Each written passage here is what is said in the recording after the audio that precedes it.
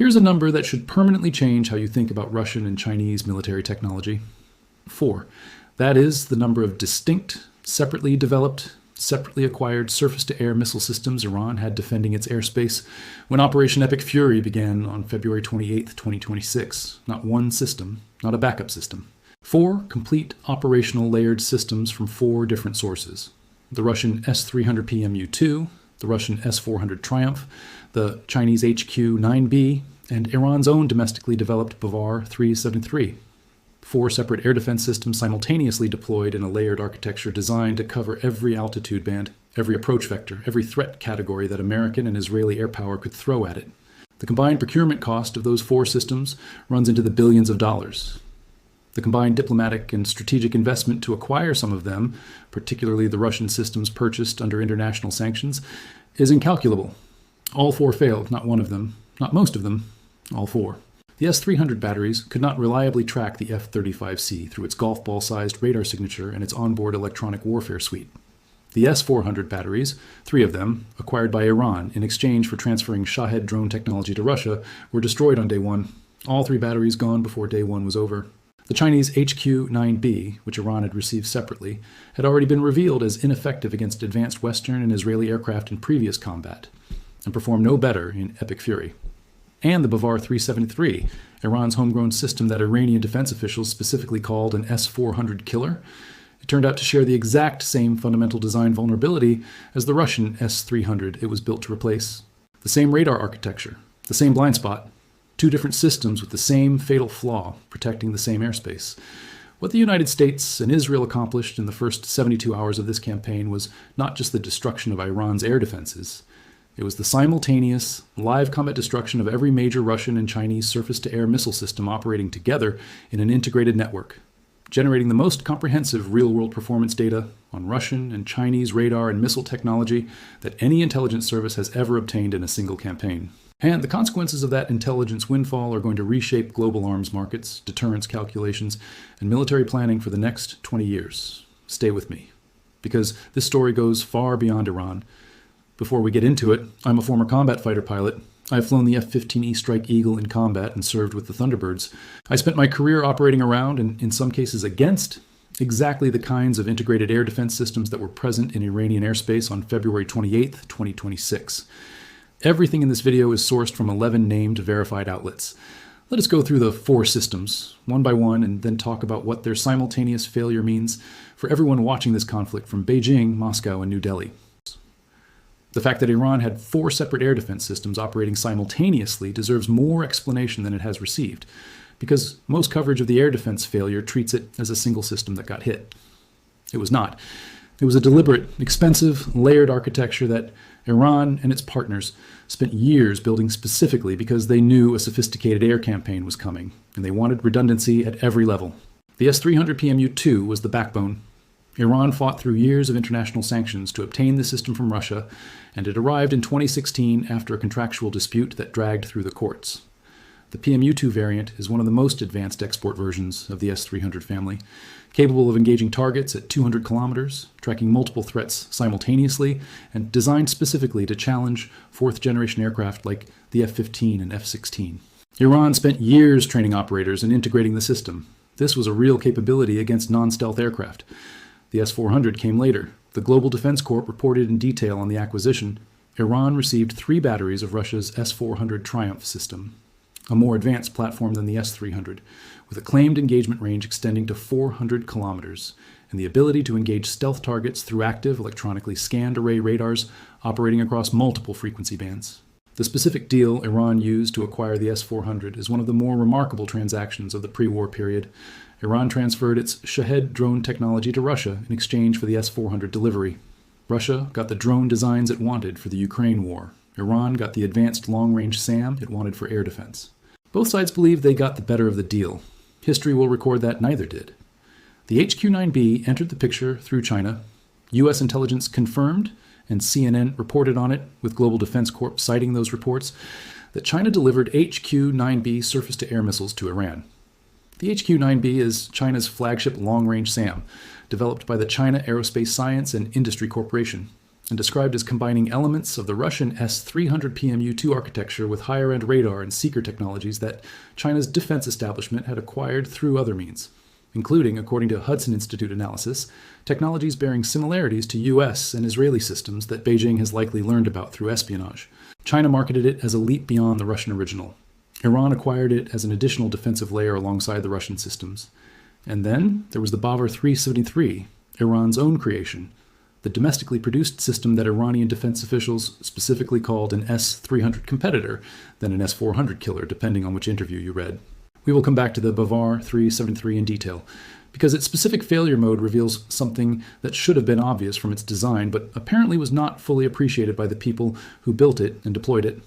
Let me spend time on the S-400 failure specifically, because it is the most dramatic single data point in the entire air defense story, and it is the one with the most significant global arms market implications. The Global Defense Corp analysis of why the S-400 failed in Iran, published on March 2, 2026, provides the clearest technical account. The S-400 Triumph's radar manufacturer specifications show engagement and detection ranges that are, in the analysis's words, below what Russian propaganda said. The gap between the marketed capability and the actual tested capability of the S-400 matters enormously in the context of what happened in Iran. If the radar cannot actually detect and establish a tracking solution on an F-35C at the ranges, its specifications claim the system cannot engage what it cannot see. And if the system cannot engage what it cannot see, it cannot defend anything. The three-step process of missile defense, threat detection, tracking, targeting solution, collapses if the first step fails. You cannot track what you have not detected. You cannot generate a targeting solution for something you cannot track. The F-35C's combination of reduced radar cross-section and active electronic warfare suppression of the very frequencies the S-400 radar uses to detect threats breaks the detection step. Without detection, there is no engagement. 3 S-400 batteries. Day 1. Gone. And Iran's experience was not the S-400's first documented combat failure. In Ukraine, HIMARS ground-launched precision missiles destroyed more than 41 S-400 batteries during the campaign, not because HIMARS defeated the S-400's air defense capability, but because Ukrainian forces located the batteries and hit them before they could engage. The Ukraine experience and the Iran experience together tell the same story. The S-400 is a capable system against the threat categories it was designed for, but it has significant vulnerabilities against stealth aircraft and anti-radiation missiles, and its radar performance in actual combat environments may not match the specifications used to sell it internationally. The Global Defense Corp analysis added one more dimension. Russia did not, as of the time of reporting, provide Iran with the software upgrades and radar algorithm updates that might have given the S-400 better performance against stealth aircraft. Moscow had the technology. It chose not to transfer it to Tehran, for reasons that likely include keeping its most sensitive algorithmic developments away from a country where the US and Israel demonstrated remarkably deep intelligence penetration. Whatever the reason, the S-400 Iran received was not the best version of the S-400 Russia possessed. The Chinese HQ-9B story is actually more damaging to China's defense export credibility than the Russian S-400 story is to Russia's, because the HQ-9B failure in Iran was not the first time or even the second time. By the time Epic Fury happened, it was the third publicly documented failure of the HQ-9 family in live combat operations, the meta defense. FR analysis published on March 25, 2026, traced the complete failure pattern. Episode 1. June 2025, Operation Rising Lion, Israeli Air Force. The IDF bypassed and then destroyed several Iranian HQ-9 installations, revealing vulnerabilities in the context of coordinated air defense suppression. That operation established that Israeli electronic warfare and stealth approaches could defeat the HQ-9's radar architecture in contested Iranian airspace. Episode 2, Venezuela. Chinese-supplied radars and air defense systems, including HQ-9 components, failed to detect aircraft engaged in a U.S. special operation, suggesting what meta defense called systemic deficiencies in the integrated defense. 2 countries, 2 failures. And then Epic Fury. More than 20 of Iran's 31 provinces were struck in the coordinated U.S.-Israeli campaign, with meta defense noting that Iran's entire integrated air defense architecture came under pressure in a broad front, sustained campaign that the HQ-9B was supposed to contribute to stopping. It did not. The Global Defense Corp. May 13th analysis captured the extraordinary corporate response. The China Aerospace Science and Industry Corporation, CASIC, the manufacturer of the HQ-9B, publicly blamed Russian manufacturer poor radar and interceptor design and development for the failures. A Chinese state-owned defense company officially blaming its Russian counterpart for the failure of a Chinese product. That is a remarkable public statement that tells you something important about the relationship between the two countries' defense establishments and about how the HQ-9B actually works. The HQ-9B is a hybrid that marries the Russian S-300 PMU-2 architecture, specifically the S-300 PMU-1 and PMU-2 variants, with higher-end command and control, radar, and seeker technologies that China developed through a combination of its own research and what Hudson Institute analysis charitably called similar technologies to US and Israeli systems. In plain language, the HQ-9B is built on a Russian foundation, with modifications using technology that may have been acquired through espionage from America and Israel, and it still failed. Kasik's public blame of Russia is also self-defeating as a business strategy. They are essentially telling every country that currently operates the HQ-9B or is considering purchasing it, our system failed because it is fundamentally based on Russian technology that has been proven inadequate in live combat. That is not a compelling sales pitch. Now, let me tell you about the failure that should have been caught before it happened, and that the Hudson Institute's MENA Defense Intelligence Digest exposed with devastating precision: the Bavar 373's fundamental design flaw. The Bavar 373, as Iranian defense officials described it publicly, was supposed to be better than the Russian S-300 it was built to supplement and eventually replace. Iran claimed it was an S-300 competitor, then an S-400 competitor. Iranian generals gave press conferences in front of it and spoke about it in terms that suggested it represented a genuine leap in Iranian indigenous capability. Defense analysts outside Iran were generally more cautious in their assessments, noting that the system had never been tested in actual combat conditions against advanced threats. The Hudson Institute analysis, drawn from the MENA Defense Intelligence Digest, delivered the verdict. The Bavar 373 was reverse engineered from the S-300 it was meant to supplement, retaining the same planar array radar architecture and the identical zenith blind spot. Read that sentence again. The Bavar 373 retained the same planar array radar architecture as the Russian S-300, and it retained the identical zenith blind spot. The zenith blind spot is a fundamental characteristic of certain radar architectures that creates a cone-shaped region directly above the radar installation where targets cannot be detected or engaged. Missiles or aircraft approaching from extreme high angles within this cone can potentially operate inside the air defense system's coverage without being tracked or engaged.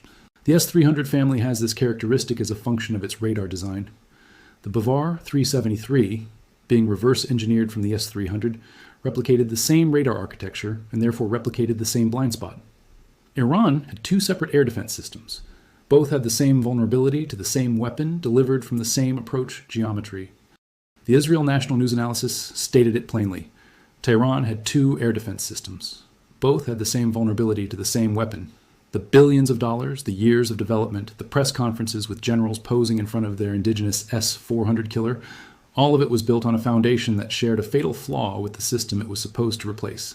Before I get to the part of this story that extends far beyond Iran, the intelligence windfall that the US walked away with, what Russia's collapse of credibility means for countries like India who bought the S-400, and why China's defense export market is imploding specifically because of the HQ-9B's three-country failure record. One ask. If this analysis is giving you the technical, strategic, verified picture that you cannot find assembled in one place anywhere else, subscribe right now and ring the notification bell. This is the research that connects the tactical outcome in Iran to the strategic consequence in Moscow and Beijing, and that analysis is what I do. Subscribe. Stay in it. Now let us talk about what the US intelligence community walked away from this campaign with, for free. Here is the dimension of this campaign that will be studied in professional military intelligence circles for decades, and that has received almost no public analysis. When you destroy 4 separate air defense systems in live combat operations, jamming their radar frequencies, firing anti-radiation missiles at their active emitters, sending stealth aircraft through their detection envelopes without being engaged, you generate an extraordinary volume of real-world performance data on those systems. Every time a Russian S-300 radar emitted a signal trying to track an incoming F-35C, that emission was collected, characterized, and recorded by American electronic warfare systems, specifically the EA-18G Growler's passive geolocation capability. Every frequency, every pulse pattern, every signal characteristic that the S-300 uses to track targets is now in American databases with live operational data behind it. Not simulated data from peacetime exercises, not data collected from brief training incidents, live operational data from a sustained campaign in which those radars were operating at maximum capacity, trying to track and engage actual aircraft. The same is true for the S-400. The same is true for the HQ-9B. And the same is true for the Bavar 373, 4 different radar systems, all operating at full capacity, all collected by American and Israeli intelligence assets throughout the campaign. The signals intelligence value of that collection is immeasurable. For any future conflict in which American aircraft face Russian or Chinese air defense systems, and Russia and China both use technology that is closely related to what was operating in Iran, this real-world performance data is directly applicable. The U.S. now knows exactly how the S-400 radar performs against stealth aircraft in actual combat, not just in computer models and war games. Special Eurasia's analysis from March 3rd captured the irony. Russia and China had positioned themselves as Iran's technological anchors specifically to demonstrate that their combined systems could defeat American stealth. Their S-400, Su-35 fighters, and Beidou-3 navigation technology were supposed to create a network that could negate Western stealth and jamming. Instead, by providing those systems to Iran, Russia, and China handed the U.S. a live laboratory for studying their most advanced military technology under real-world threat conditions. The intelligence community's assessment of Russian and Chinese air defense capabilities as of March 2026 is categorically more complete and more accurate than it was on February 27, 2026. The price paid by Russia and China for that intelligence upgrade, their technology failed publicly in the most watched military campaign of the decade. The Israel National News analysis from June 15, 2026 provides the clearest account of what the S-300 and S-400 failures in Iran are doing to Russia's defense export business. And the numbers are significant. Before February 28, 2026, Russian arms revenues crossed $15 billion in 2025, a level that represented a recovery of Moscow's arms export position after years of declining sales. Algeria had just taken delivery of 2 Su-57 fifth-generation fighter jets in November 2025, the first foreign operator of that aircraft type, with 12 more on order. India's defense ministry was, as recently as January 2026, in active discussions about acquiring 40 Su-57 fighters. Rosoboronexport, Russia's arms export agency, was publicly boasting that its Su-57 customer list was steadily expanding. Russia's defense export position was looking credible heading into 2026. Its flagship air defense system, the S-400, was deployed on multiple continents in multiple countries. Its fifth-generation fighter was attracting serious interest. Then the S-300 and S-400 were both destroyed in Iran in the opening days of Epic Fury. Both systems failed to prevent American and Israeli aircraft from operating freely in Iranian airspace. 3 S-400 batteries that Iran acquired, systems Russia sold specifically as capable of defeating stealth aircraft, were gone by the end of day one. The arms export narrative built on S-400 effectiveness against advanced adversaries collapsed with those batteries. The India Su-57 discussions went quiet. The Algeria delivery of 2 Su-57 aircraft suddenly looked very different in light of what had happened to Russian-made air defense systems in Iran. Into the vacuum, as the Israel National News analysis noted, American defense companies are moving fast. Raytheon's Patriot missile system, which performed successfully throughout the Epic Fury campaign against Iranian ballistic missiles and drones, is the direct competitor to the S-400 in the export market. After the S-400's Iran performance, the comparative advertisement writes itself. Here's the specific country that is most acutely uncomfortable with the S-400's Iran performance, India. And its discomfort goes beyond the export market statistics.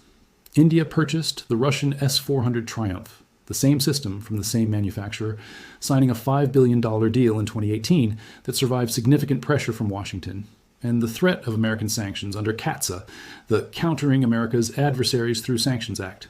India is now an S-400 operator.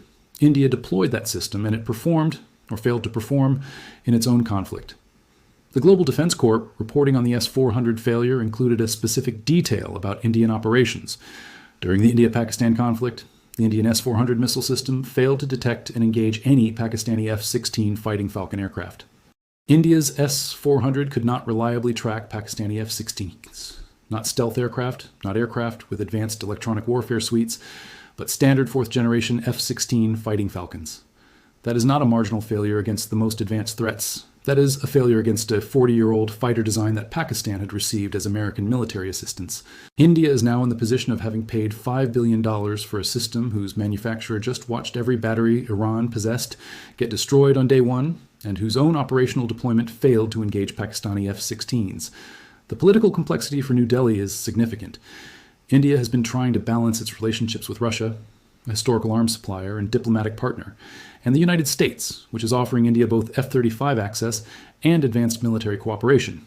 The S-400's Iran performance makes the argument for diversifying away from Russian military hardware significantly more compelling for any Indian Defense Ministry planner who is being honest about the evidence. China's arms export problem from the HQ-9B failure in Iran, Pakistan, and Venezuela is comparable to Russia's S-400 credibility collapse. And in the Taiwan context, it carries strategic implications that extend far beyond export revenues. The Global Defense Corps' April 8th analysis documented the full scope of Chinese military hardware destruction in Iran. HQ-9B, HQ-16 medium-range SAM, CM-302 anti-ship missile, and YJ-21E hypersonic anti-ship weapon systems were all destroyed in various phases of the conflict. Multiple categories of Chinese military technology, not just air defense, and across 3 separate countries, Pakistan, Venezuela, Iran. The HQ-9B specifically had accumulated a track record of failing against Western and Israeli air power that Kasik's public blame casting at Russia could not explain away. The failure pattern is too consistent across too many different operational environments to attribute to a single factor. The Taiwan implication is the one that most concerns Chinese military planners right now. China's own integrated air defense network uses HQ-9 and related technology as a core component of the layered defense designed to protect the mainland and to threaten any U.S. or allied military campaign in the Western Pacific. If the HQ-9 family has systemic vulnerabilities against American stealth and electronic warfare, vulnerabilities now documented in live combat across 3 countries, then the Chinese mainland's own air defense against a potential U.S. air campaign in a Taiwan scenario is less capable than Chinese military planners and party officials have been claiming publicly. The Global Defense Corp analysis stated it directly. Events in Pakistan, Venezuela, and Iran also give hope to Taiwan. Let me give you the honest professional assessment of what the simultaneous destruction of 4 air defense systems in Iran means for the future of integrated air defense globally, because the implications go far beyond the current conflict and far beyond the export market statistics. The core lesson is one that military strategists have debated since the development of stealth aircraft.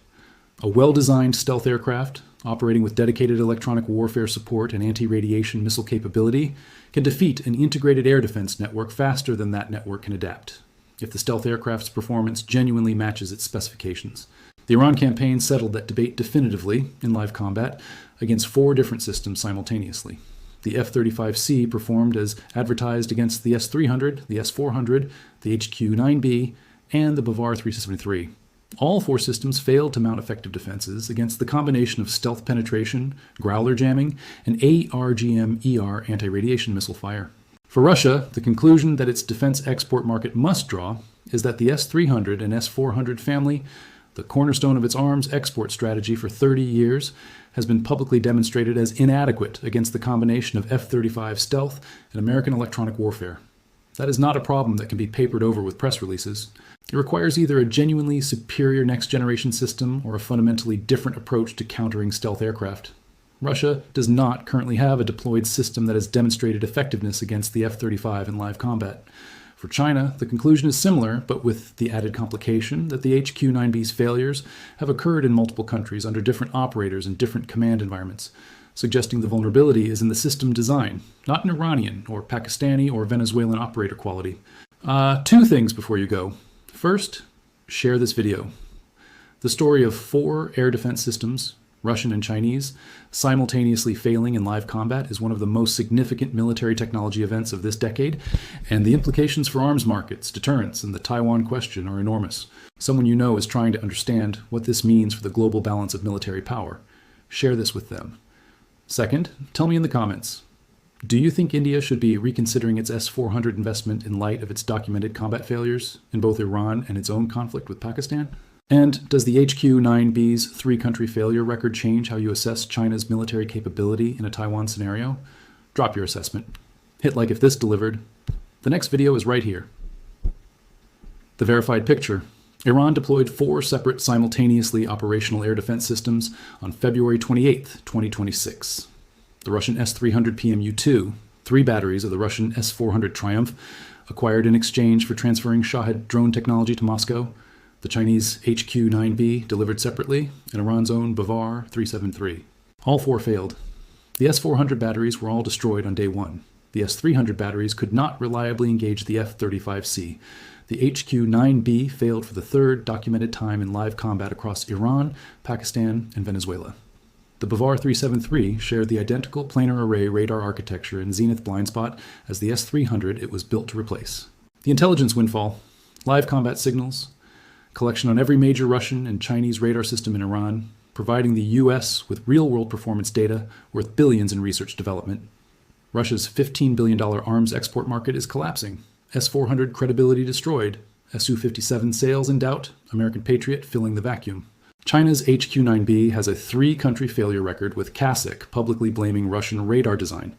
India's S-400 failed to detect Pakistani F-16s in its own conflict.